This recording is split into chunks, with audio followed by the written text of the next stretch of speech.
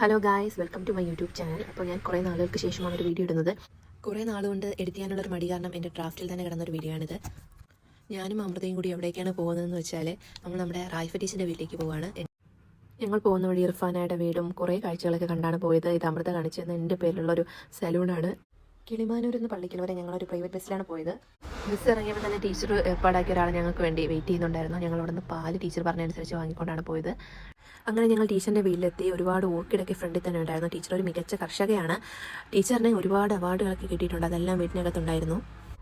ഒരു അധ്യാപിക എന്ന നിലയിലും ഒരു മികച്ച കർഷക എന്ന നിലയിലും ടീച്ചർ പുലർത്തിയ മികവിന് ഒരുപാട് ആദരങ്ങൾ ലഭിച്ചിട്ടുണ്ട്. അതെല്ലാം ഞങ്ങൾക്ക് ആ വീട്ടിൽ കാണാൻ കഴിഞ്ഞു. ഞാൻ വളരെയധികം എക്സൈറ്റ്മെൻറ്റോട് കൂടിയാണ് അവിടെ എല്ലാം കണ്ടു തീർത്തെന്ന് പറയാൻ പറ്റത്തില്ല, അത്രമാത്രം ഉണ്ടായിരുന്നു.